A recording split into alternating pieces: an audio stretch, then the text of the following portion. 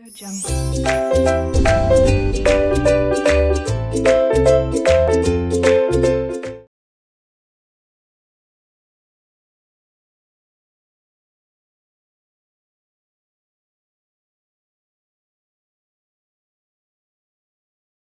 students, RK Knowledge Channel welcomes you. 12th Standard Eco subject. We are taking Chapter 3B Elasticity of Demand. Students, elasticity of demand concept is explained by Professor Alfred Marshall. Elasticity of demand में हम पहले elasticity word का meaning समझेंगे.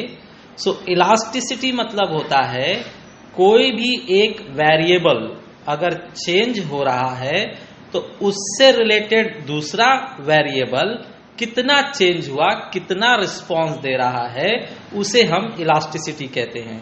इन words of Marshall, the term elasticity indicates responsiveness of one variable to a change in the other variable. Students, figure से समझिए. मान लीजिए आपके पास वेरिएबल 1 है, कोई भी एक वेरिएबल जैसे डिमांड, सप्लाई, प्राइस, इनकम, कुछ भी, वो चेंज होता है तो वेरिएबल 2 जो उससे रिलेटेड है वो कितना चेंज होता है, उसी को हम इलास्टिसिटी कहेंगे. मान लीजिए वेरिएबल 1 चेंज होता है 50%. वेरिएबल 1 50% चेंज हुआ तो उसको देखकर उसकी वजह से वेरिएबल 2 कितना चेंज होता है, 0% चेंज होता है, उसका कोई असर इस पर नहीं है. या फिर वेरिएबल 2 जो है 50% चेंज होता है, मतलब सेम वेरिएबल 1 जितना है उतना ही वेरिएबल 2 भी चेंज हुआ 50%. स्टूडेंट्स, मान लीजिए वेरिएबल 2 ज्यादातर वेरिएबल 1 पर ही डिपेंड है, तो हो सकता है कि वेरिएबल 1 50% चेंज हुआ तो वेरिएबल 2 90% चेंज हो गया.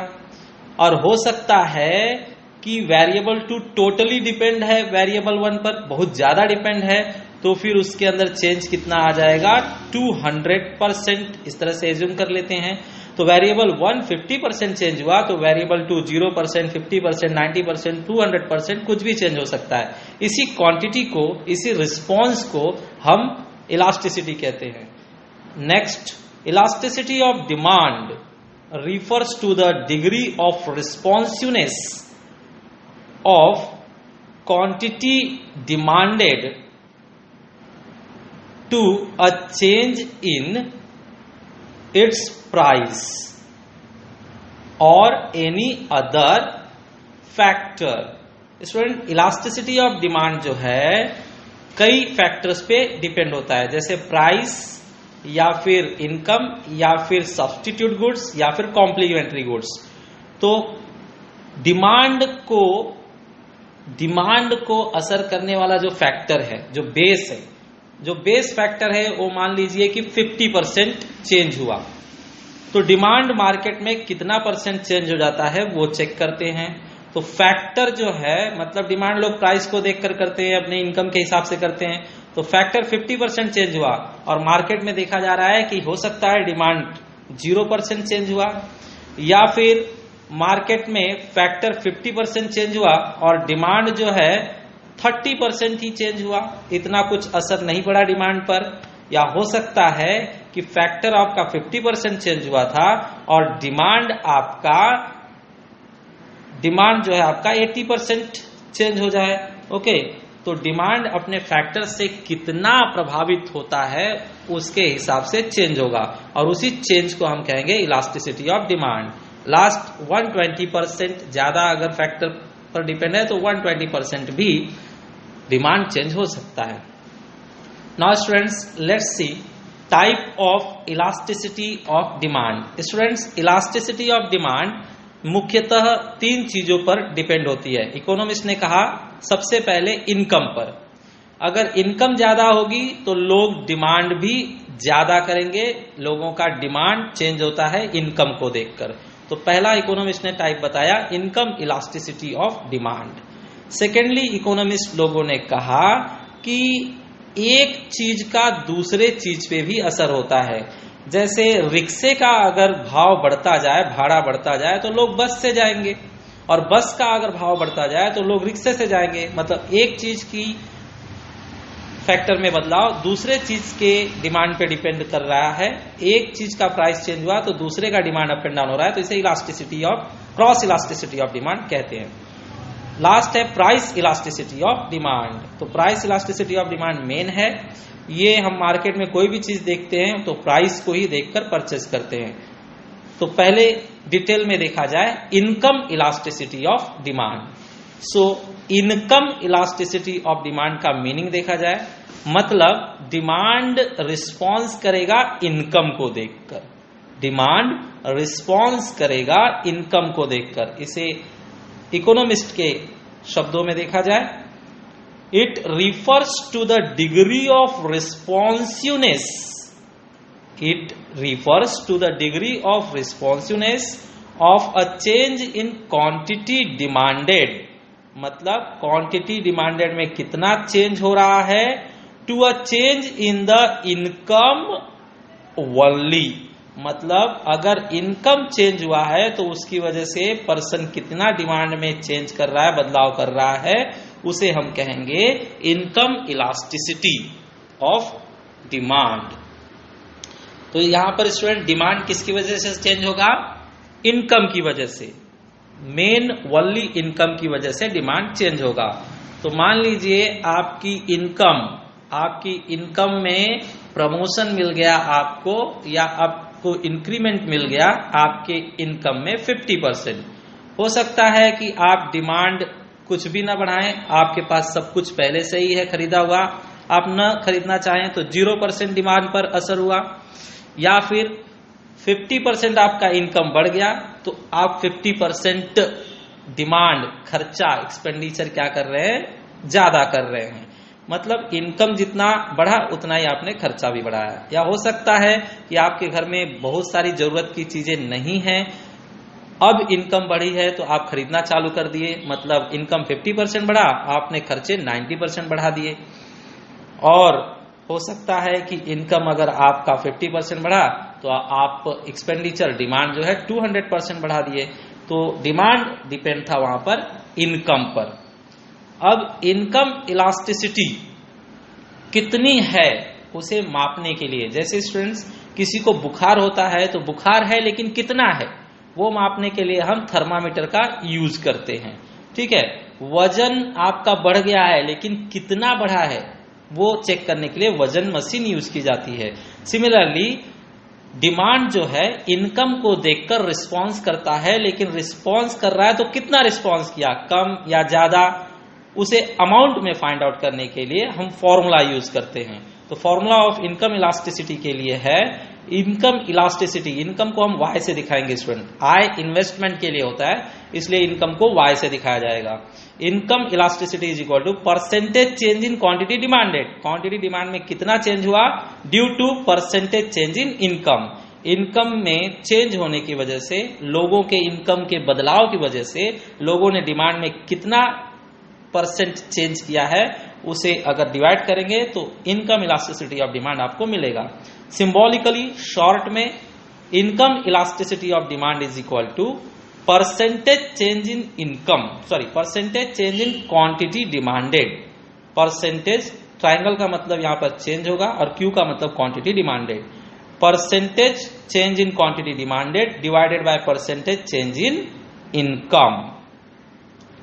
Where I said you people triangle means change, triangle represents change, Q means original demand, मतलब पहले कितना डिमांड किया जा रहा था मार्केट में, Y मतलब ओरिजिनल इनकम, पहले इंसान की ओरिजिनल इनकम कितनी थी, change in quantity demanded means delta Q, मतलब नया क्वांटिटी जो परचेज कर रहे हैं तो उसकी वजह से कितना चेंज हुआ, और change in income delta Y means change in income of the customer या कंज्यूमर, कंज्यूमर के इनकम में जो बदलाव हुआ है उसके परसेंटेज को नीचे लिखेंगे और percentage change in quantity demanded को ऊपर लिखेंगे। अब स्टूडेंट्स फॉर्मूले के बाद हम देखते हैं कि इनकम इलास्टिसिटी फॉर्मूले से फाइंड आउट करने के बाद कितने टाइप की हमें मिल सकती है। तो हमें इनकम इलास्टिसिटी तीन टाइप की मिल सकती है, एक पॉजिटिव इनकम इलास्टिसिटी, एक निगेटिव इनकम इलास्टिसिटी और एक जीरो इनकम इलास्टिसिटी। तो पहले हम पॉजिटिव इनकम इलास्टिसिटी देखते हैं। पॉजिटिव मतलब यह हुआ कि आपकी इनकम बढ़ी तो आपने डिमांड भी बढ़ाया, इनकम बढ़ी तो आपने डिमांड भी बढ़ाया। यह होता है normal goods for which demand increase with increase in income. तो नॉर्मल गुड्स में यही होता है, जब इनकम बढ़ती है तो लोग उसका डिमांड भी बढ़ा देते हैं। जैसे मोबाइल, आपकी इनकम बढ़ी, मोबाइल घर में सबके लिए आप परचेज करने लगते हैं। आपकी इनकम बढ़ी तो आप कपड़े सबके लिए घर में परचेज करने लगते हैं। इनकम बढ़ी तो आप शॉपिंग करने जाते हैं, घूमने फिरने जाते हैं, आपका डिमांड बढ़ जाता है। तो इनकम बढ़ने की वजह से अगर डिमांड बढ़ गया है तो उसे पॉजिटिव कहेंगे। Second type of income elasticity है हमारे पास students. Second income elasticity of demand is negative income elasticity. Negative income elasticity में क्या होगा स्टूडेंट्स, इनकम आपकी बढ़ेगी लेकिन आप डिमांड कम कर दोगे, खरीदना कम कर दोगे। ये विचित्र लग रहा है कि आपकी कमाई बढ़ गई और खर्चा आपने कम कर दिया। तो ऐसा स्पेशल गुड्स के केस में होता है जिसे हम इंफीरियर गुड्स कहते हैं। इंफीरियर और goods for which demand decreases with increase in income of consumer. देखिए, कंज्यूमर का, ग्राहक का अगर इनकम बढ़ जाए तो वो घटिया चीजों को खरीदना कम कर देते हैं, घटिया चीजों पर खर्चा करना, उसका डिमांड करना कम कर देते हैं। जैसे आप पहले ट्रेन से जाते थे तो प्लेन से जाना चालू कर देंगे, पहले आपके बच्चे सरकारी स्कूल में पढ़ते थे तो आप प्राइवेट स्कूलों में पढ़ाने लगेंगे, ठीक है। तो जो इंफीरियर क्वालिटी, लो क्वालिटी के गुड्स होते हैं उसमें उल्टा होता है, इनकम हमारी बढ़ती है लेकिन हम डिमांड उसका क्या कर देते हैं, कम कर देते हैं। नेक्स्ट है type of income elasticity third, zero income elasticity. Zero income elasticity मतलब स्टूडेंट्स, आपकी इनकम बढ़ेगी लेकिन आप डिमांड न तो कम करोगे न तो ज्यादा करोगे। ऐसा कौन से गुड्स के केस में होगा, necessary goods for which demand remains constant. Demand आपका कांस्टेंट रहेगा, मतलब चेंज नहीं होगा, चाहे आपकी इनकम बढ़े चाहे न बढ़े, ठीक है। तो इनकम इंक्रीज हुई है कंज्यूमर की लेकिन नेसेसरी गुड्स में कोई बदलाव नहीं, नेसेसरी गुड्स का डिमांड क्या होगा, कांस्टेंट। जैसे दवाइयां, हमारी इनकम बढ़ जाएगी तो हम दवाई ज्यादा खाने लगेंगे क्या, नहीं। सो मेडिसिन। सेकेंड है सॉल्ट, नमक। नमक इनकम बढ़ने से लोग ज्यादा खाएंगे क्या, नहीं। पानी, इनकम ज्यादा बढ़ने से पानी लोग ज्यादा पीने लगेंगे क्या, नहीं। तो जो नेसेसरी गुड्स हैं उन्हें जीरो इनकम इलास्टिसिटी कहा जाता है। अब देखते हैं हम second type of elasticity, cross elasticity of demand. Meaning of cross elasticity of demand we are checking here students. It refers to a change in quantity demanded of one commodity। तो एक commodity का students demand up and down होगा किसी दूसरे commodity के price में up and down होने की वजह से। तो due to a change in price of other commodity, किसी दूसरे चीज का प्राइस अप एंड डाउन होगा और डिमांड किसी और गुड्स का अप एंड डाउन होगा, तो इसे हम कहेंगे क्रॉस इलास्टिसिटी। जैसे एग्जांपल के लिए, क्वांटिटी ए का डिमांड अप एंड डाउन होगा किसे देखकर, प्राइस ऑफ बी के, कोई बी कमोडिटी है उसके प्राइस में अप एंड डाउन होगा। तो बी में अप एंड डाउन हुआ लेकिन डिमांड लोग ए का अप एंड डाउन कर देंगे, कम ज्यादा कर देंगे। एग्जाम्पल समझेंगे तो आपको समझ में आएगा। देखते हैं आगे। क्रॉस का मतलब यही होता है कि एक का असर दूसरे पर होगा, ठीक है। तो क्वांटिटी किसकी चेंज की जाएगी, ए की, किसके प्राइस को देखकर, बी के प्राइस को। तो मान लीजिए कोई कमोडिटी बी है जिसका प्राइस 50% बढ़ गया है, तो लोग ए का हो सकता है कि कोई चेंज ना करे, क्वांटिटी ए में कोई बदलाव ना करे डिमांड में, या हो सकता है 50% क्वांटिटी ऑफ डिमांड ए में बदलाव कर दें, या हो सकता है कि 90% in the demand of quantity a हम अप एंड डाउन कर दें, या फिर हो सकता है कि क्वांटिटी डिमांडेड ऑफ ए हम 200% चेंज कर दें। स्टूडेंट्स, ये बात आपको समझ में आएगी एग्जाम्पल के तौर पर। पहले फॉर्मूला देख लेते हैं, बाद में एग्जाम्पल हम देखेंगे। Formula of cross elasticity. Students, cross elasticity को हम लिखेंगे elasticity which is cross means EC, percentage change in quantity demanded of A, मतलब कमोडिटी A के डिमांड में बदलाव होगा किसको देखकर? Percentage change in price of B, percentage change in price of B. Correct. So symbolically लिखा जाए, cross elasticity is equal to, ऊपर क्या आएगा students? Percentage change in quantity demanded of A, percentage का साइन, चेंज मीन्स ट्राइंगल, और quantity of A मतलब Q A, upon नीचे क्या आएगा students? Percentage change in price of B, percentage change in price of B मतलब percentage change means triangle and price of B means PB, price of B. We are explanation we are giving. Triangle means represents change, QA means original demand of commodity A, PB means original price of commodity B, triangle या delta QA means change in quantity demanded of commodity A, and delta PB means change in price of commodity B. Correct? Now students,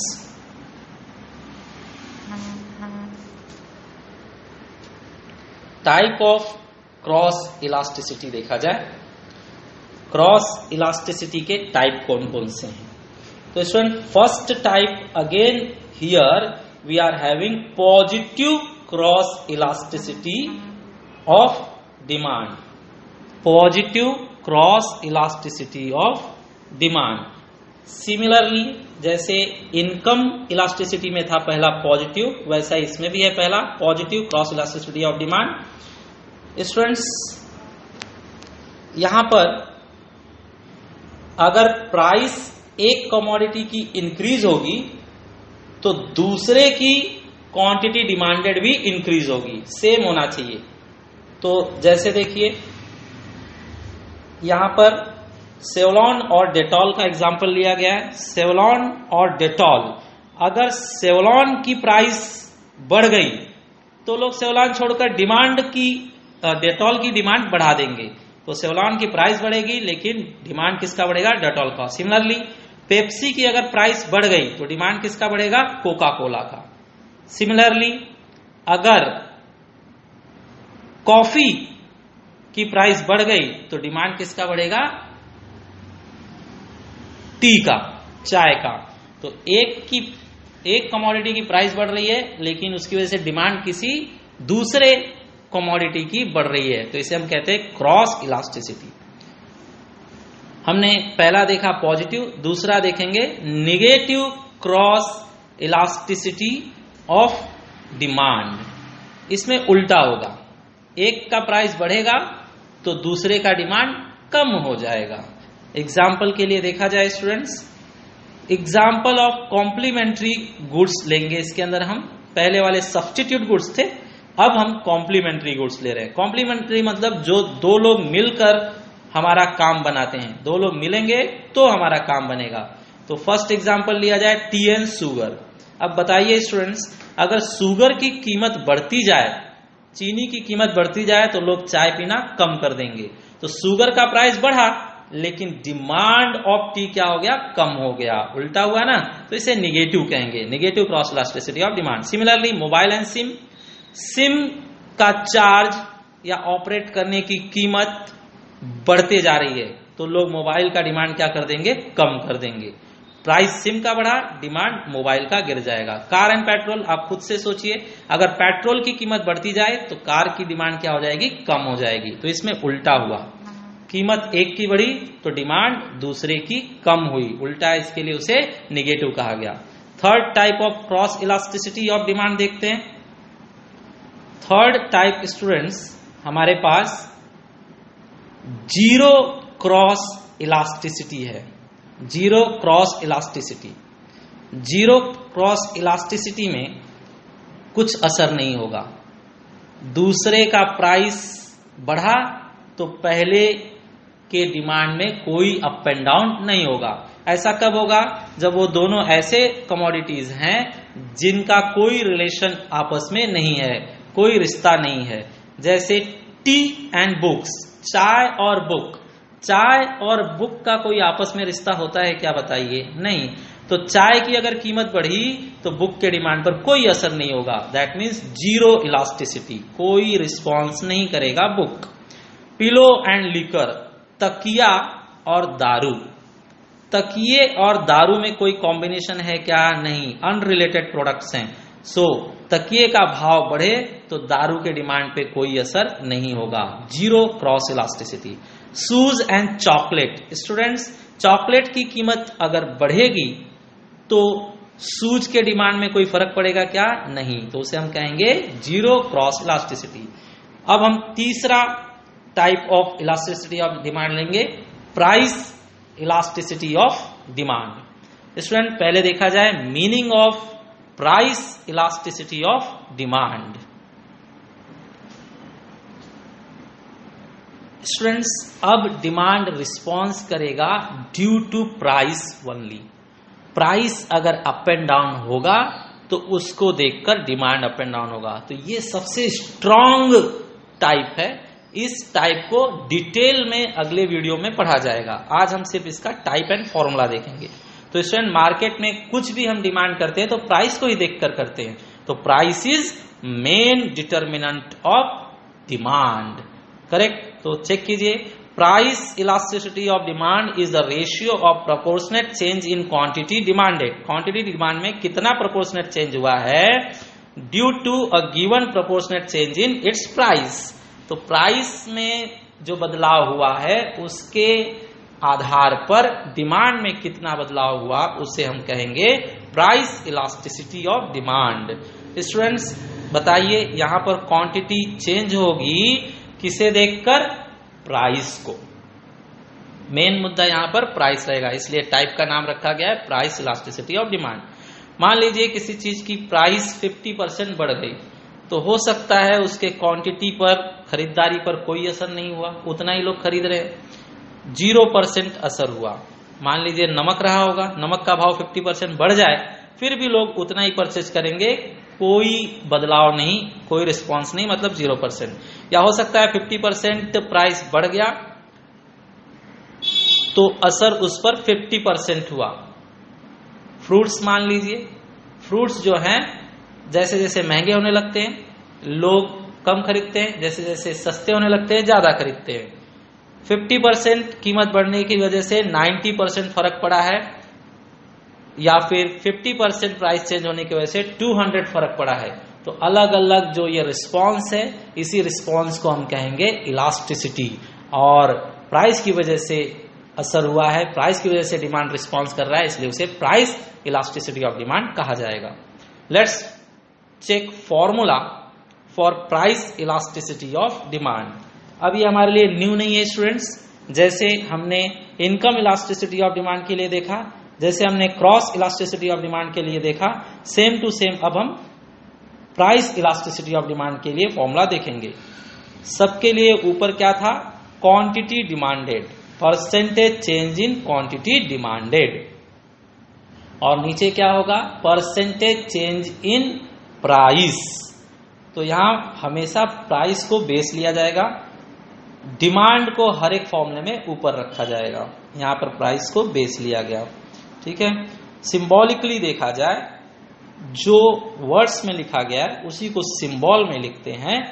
तो elasticity of price is equal to percentage change in quantity, percentage change in quantity divided by percentage change in price, percentage change in price. तो देखिए students, words में और symbol में पढ़ेंगे तो दोनों एक ही स्टाइल आएगा। Percentage change in quantity demanded divided by percentage change in price, where delta means triangle means change, Q means original quantity demanded, P means original price, delta Q means change in quantity demanded, and delta P means change in price of a commodity।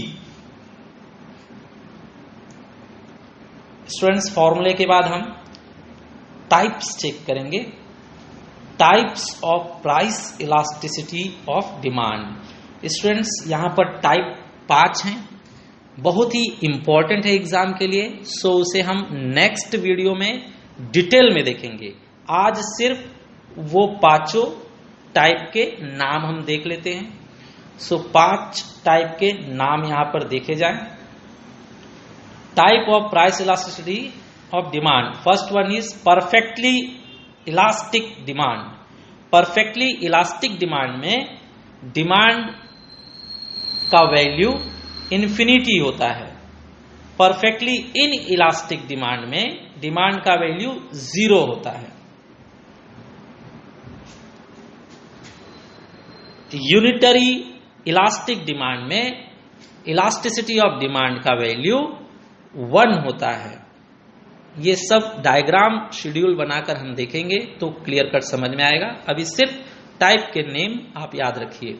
Relatively elastic demand, elasticity of demand is greater than 1। Next है last 5th, relatively in elastic demand means elasticity of demand is less than 1। Okay students, इस तरह से हमने आज 3 type के elasticity of demand देखा। हमने 3 types of elasticity of demand, income elasticity, cross elasticity and price elasticity. Okay,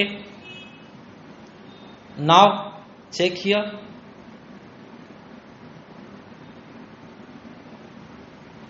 take a short revision. आपको ये चार्ट दिया गया है, इसे आप एक बार बरोबर से शांतिपूर्वक अध्ययन कीजिए, आपको कॉन्सेप्ट पूरी तरह से दिमाग में आ जाएगा। This lecture was very nice.